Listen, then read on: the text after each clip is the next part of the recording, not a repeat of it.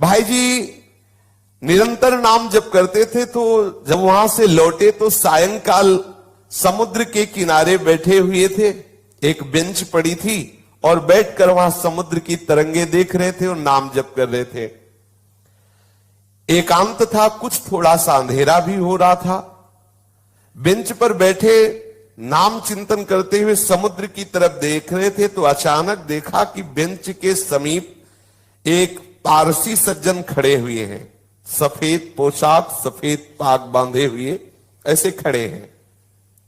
बहुत देर तक भाई जी उनकी तरफ देखते, फिर नाम जप करते, फिर देखते और वो खड़े ही रहे। भाई जी ने सभ्यतावश कहा, साहब बैठ जाइए। अब वो बोले डरिएगा नहीं। भाई जी ने कहा, मैं क्यों डरूंगा? बोले नहीं, मैं कोई आदमी नहीं हूं, मैं प्रेत हूं। एक बार भाई जी को पसीना आ गया, जैसे कोई एकदम बोलेला कि तो एकदम। उसने पहले कहा कि आप डरिएगा नहीं, मैं प्रेत हूं। सुनते ही भाई जी के पसीना आ गया। मतलब एकदम अचानक किसी को भी ऐसा हो जाएगा। उन्होंने कहा, डरिएगा नहीं, मैं उन प्रेतों में नहीं हूं जो किसी का अनिष्ट कर सकूं। मेरी हिम्मत नहीं थी कि मैं आपसे बात कर सकता यदि आप ना बोलते। ध्यान दीजिए, एक प्रेत योनि भी है 84 लाख योनियों में, जिनका शास्त्र विरुद्ध आचरण बनता है, धर्म विरुद्ध आचरण बनता है, जो अधोगति को प्राप्त होते हैं। जैसे धुंधकारी के विषय में आया है कि वो प्रेत योनि को प्राप्त हुए थे, भागवत में बहुत से ऐसी गलतियां हैं जो हो जाने के कारण फिर हमें प्रेत योनि मिलती है। बड़ी भयानक कष्टप्रद स्थिति होती है।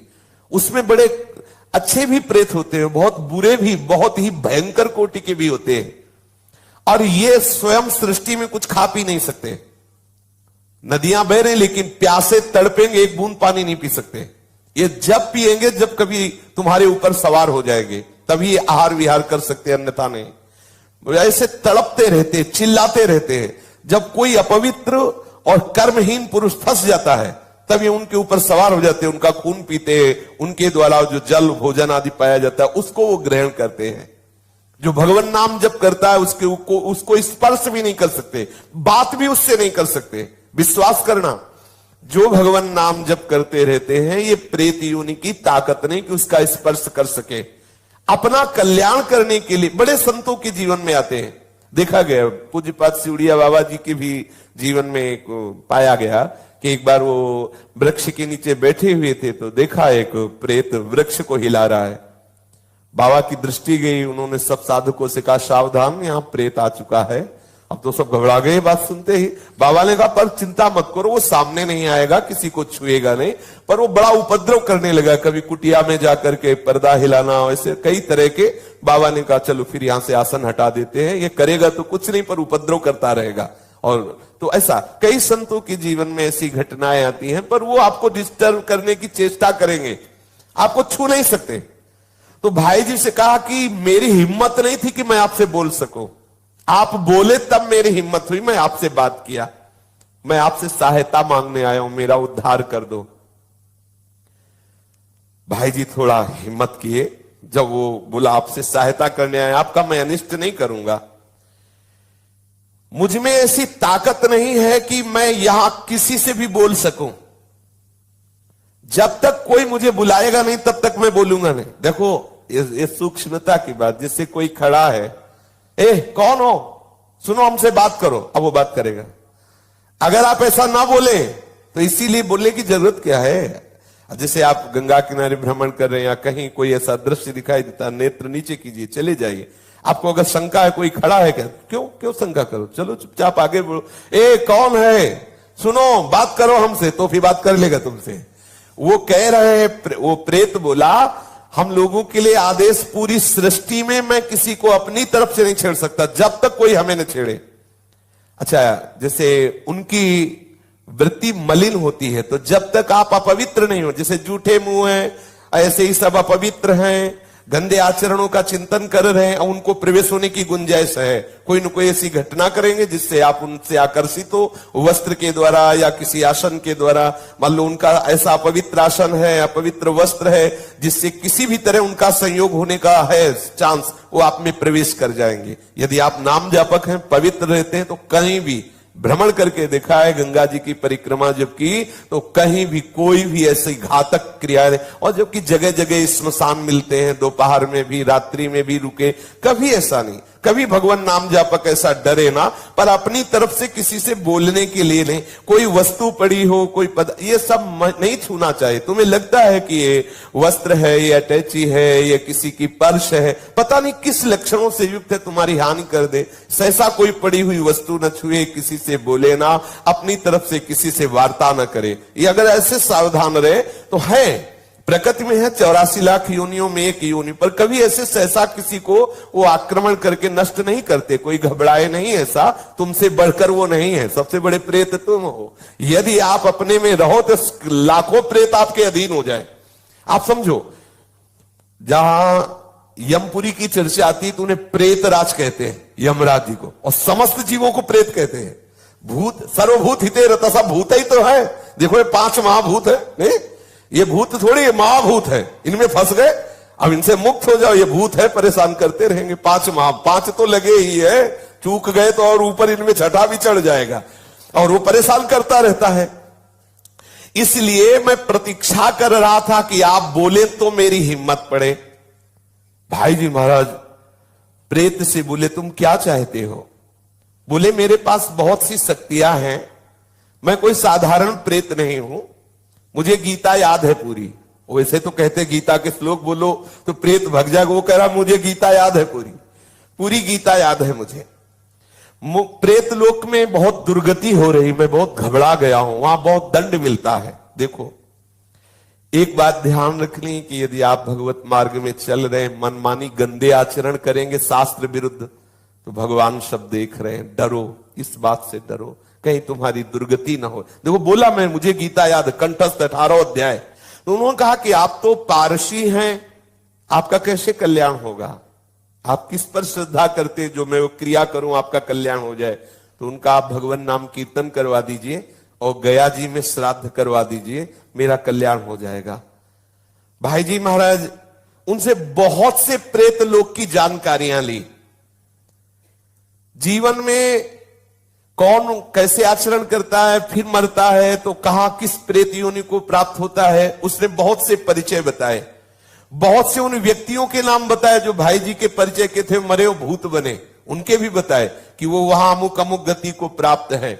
और बताया कि कुछ ऐसे भयंकर प्रेत होते हैं जिनको मतलब बस में करना बहुत कठिन होता है। अत्याचारी लोग जो भयंकर प्रकृति वाले, वो जब मरते हैं तो बहुत। अब जैसे कोई सतोगुणी है, थोड़ा साधन भजन शास्त्र स्वाध्याय करता है, लेकिन कोई भयंकर अपराध बन गया, गलती बन गई, तो ऐसी दुर्गति हो जाती है। जैसे विजय कृष्ण गोस्वामी जी के चरित्र में आता है कि वो परिक्रमा दे रहे थे, तो देखा वृंदावन में कुछ भक्तजन भंडारा कर रहे थे, तो उनको बुलाया विजय कृष्ण जी को कि आइए आप भी प्रसाद ले लीजिए। वो भक्तों का समुदाय है, 3 बजे सुबह परिक्रमा कर रहे थे, तो उन्होंने प्रसाद लिया, अपनी कुटिया में रख दिया। दिनचर्या करके जब उधर देखा तो उसमें सब गंदे पदार्थ, अभक्ष्य पदार्थ। तो उनका ऐसा कैसे हो सकता है कि भक्त लोग इतने सब निकृष्ट पदार्थ, और सब मल की तरह दुर्गंध आए। दूसरे दिन फिर परिक्रमा की तो फिर वो समुदाय दिखाई दिया। तो उन्होंने कहा कि आप लोग कौन हो, ऐसे अभक्ष्य पदार्थ, ऐसे गंदे पदार्थ? तो बोले हम सब प्रेत हैं। यही वृंदावन की बात। बोले आप कैसे प्रेत बन गए? तब उन्होंने अपनी अपनी घटनाएं बताई।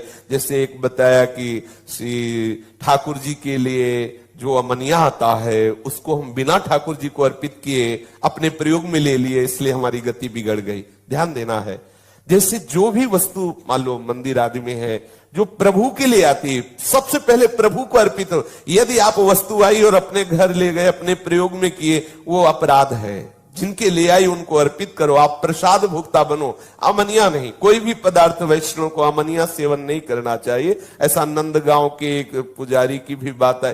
कई ऐसे दृश्य आते, इसलिए बहुत सावधान। जैसे एक प्रसंग हमने संतों से सुना कि किसी संत को संत सेवा के लिए कुछ अर्थ मिला और उनके भाई आए, उन्होंने कहा कि घर में बहुत समस्या है, अगर अर्थ मिल जाता तो हम कुछ दिनों बाद वापस कर देते। तो लाखों की उसमें संख्या में उन्होंने अर्थ अपने घर वालों को दिया। अच्छा, घर वाले इसलिए वापस नहीं किए कि बड़े भैया ही तो हैं, तो जब वो पधारे तब वो अधोगति को प्राप्त हो गए। ये ध्यान देने की, आपको गौशाला के, गौ सेवा के लिए, संत सेवा के लिए, जिसके लिए जो वस्तु दी जाती है ठीक वही लगनी चाहिए। उसे आप अपना मान करके प्रयोग करेंगे तो आपकी गति बिगड़ जाएगी। जैसे आपने 500 संतों के भंडारे के लिए पैसा लिया, तो आप सेवक रूप से खूब मेहनत करो, संतों की जूठन पालो और जितना रुपया है पूरा संत सेवा में लगा दो, तो आपको भगवत प्राप्ति का मार्ग प्रशस्त हो जाएगा। लेकिन आपने क्या किया कि 100 का लगा दिया, 400 का, ये अपराध बन रहा है। ये आपकी बुद्धि को मलिन करके और ऐसे आचरण करवा देगा जिससे आपकी गति बिगड़ जाए। देखो, यहां मनमानी आचरण कर ले, लेकिन निर्णायक बैठा हुआ है, आपकी एक एक चेष्टा को देख रहा है। इसलिए देखो, आप डरो इस बात से। 18 अध्याय गीता के याद में प्रेत बना हुआ टहल रहा है और भाई जी से प्रार्थना कर रहा है कि बहुत दुर्गति होती है, बहुत मार पड़ती है, न पानी पी सकते हो, न खा सकते हो, कितना हमें क्लेश दिया जाता है। वो अपनी सब बातें बताने लगा। उन्होंने बताया कि 6 महीने पहले जिनकी मृत्यु हुई थी वो भी प्रेत बने, और भाई जी को परिचय बताने लगे कि आप विश्वास करो, मैं सबको जानता हूं जो जो बनकर के प्रेत लोक में गए हैं। एक हरिराम के ब्राह्मण थे, उनसे भाई जी ने कहा कि मैं गया तो नहीं जाऊंगा, आप जाकर के उनका श्राद्ध कराएं और नाम कीर्तन का अनुष्ठान हम करते हैं। गया में उस प्रेत के लिए पिंडदान कराया और खूब नाम कीर्तन किया। जब पिंडदान और नाम कीर्तन उनके लिए पूरा हुआ तो चौपाटी में ही बैठे हुए तो फिर वो प्रेत आ गया और उसने बहुत अश्रु प्रवाह करते हुए कृतज्ञता से कहा, अब मेरा काम हो गया, मुझे प्रेत लोक से उद्धार किया जा रहा है, मैं आपकी बार बार कृपा मनाऊंगा कि आपने मेरे को दुर्गति से बचा लिया। मैंने प्रेत लोक की स्थिति, वहां के कौन कौन से जीव गए हैं, क्या क्या उनको दंड मिलता है, ये सब बहुत विस्तार से बातें की, भाई जी कह रहे हैं। और किसी किसी को लेकर के हमने उनसे बात की तो उन्होंने बताया कि नरकों का दंड है, मतलब यहां देखने को नहीं मिलता, ऐसे भयंकर कष्ट प्रेतों योनि में मिलते हैं। कोई नरक को झूठा न माने, परम सत्य है, ये सब मैं भोग रहा हूं। उस प्रेत ने बताया ये नरक सत्य है, एक एक सत्य है, पाप करने वालों को बहुत दुर्गति होती है। इसलिए मैं सबसे प्रार्थना करता हूं कि कोई कर्म बिगड़े ना। भाई जी ने कहा, मैं सबसे प्रार्थना करता हूं कि कोई कर्म बिगड़े ना, सावधान। अपने लोग समझते हैं कोई देख नहीं रहा, लेकिन जिनको देखना है, जिनको निर्णय करना है, वो तो निश्चित देख रहे हैं। भाई सावधान, हम बहुत डरते रहे, कोई अपराध न बने, कोई गलती न बने, इस जन्म में प्रिया प्रीतम मिल जाए, यही सार बात। श्री राधा वल्लभ लाल की जय।